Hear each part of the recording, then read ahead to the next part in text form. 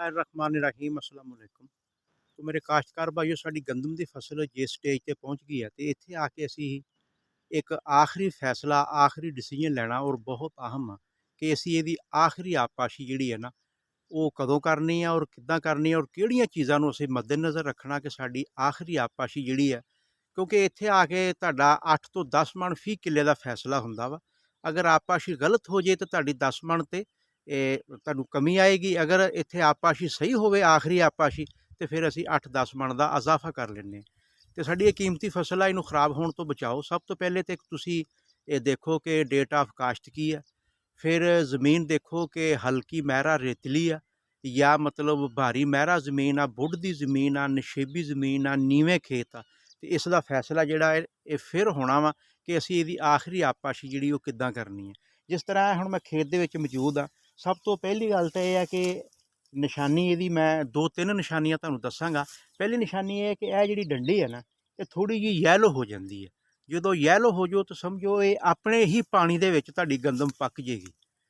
अगर ये येलो नहीं हुंदी तो फिर तुसी आम इत्थों घुरियां जिहड़ियां ना, मतलब कोई एक दाना लै लो, उहनूं तुसी वेखो, उहनूं तुसी दबाओगे ना, वो असीं देखना कि इहदे च पानी आ या मतलब इहदे च कोई दूध नमा।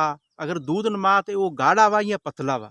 हुण तकरीबन मैं देखिया वा, तुसी देखो कि इहदे विचों ना एक गाढ़ा दूध निकलिया वा, लेसदार आटा जिहा। फिर असीं देखांगे कि आया ये ज़मीन भारी है, ज़मीन भी ये भारी है। फिर इहदा असीं वत्तर देखांगे। अगर असीं इहदे वत्तर की गल करिए ना तो तुसी हुण देखो कि वत्तर भी इहदा जिहड़ा ना मतलब गीला वत्तर आ, तर वत्तर वा। तो इदां दी जिहड़ी ज़मीन है इस स्टेज ते मतलब और डेट ऑफ काश्त भी तुहाडी 1 नवंबर आ या 31 अक्तूबर आ या नवंबर का पहला हफ्ता वा, तो फिर इनू पानी देने की जरूरत नहीं गी। अगर इत्थे असीं इनू पानी देंगे तो फिर ये बजाए फायदे दे नुकसान होएगा।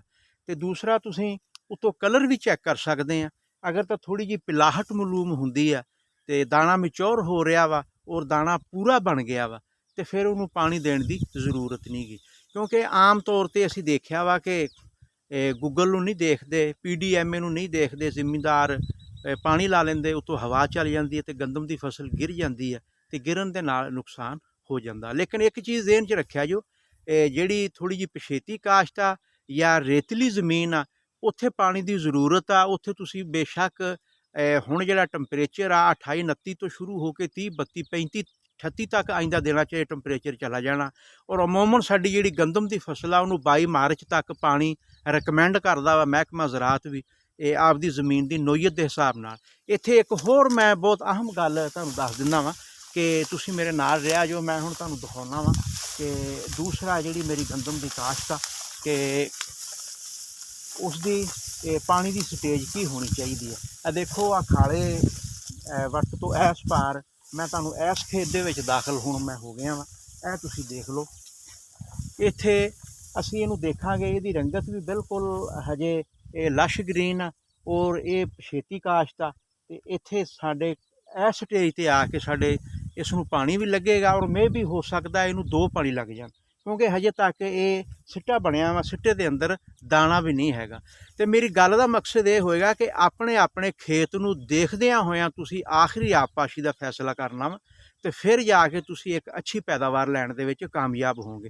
ऐसा ना हो कि गंदम तुहाडी पक चुकी होवे, दाना भी मच्योर हो गया होवे और तुसीं उहदा दाना कड्ढो तो गूंदे होए आटे की तरह उहदे चों लेस निकले, फिर भी तुसीं उहनूं पानी ला दिओ, फिर वो साडी मिसटेक होएगी, गलती होएगी, साडी पैदावार मुतासर होएगी।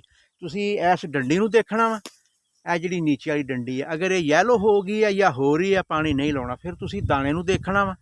अगर दाना मच्योर हो गया वा, उहदे चों गूंदे होए आटे की तरह मवाद निकलदा विचों मादा, तो फिर भी तुसीं पानी नहीं लाना।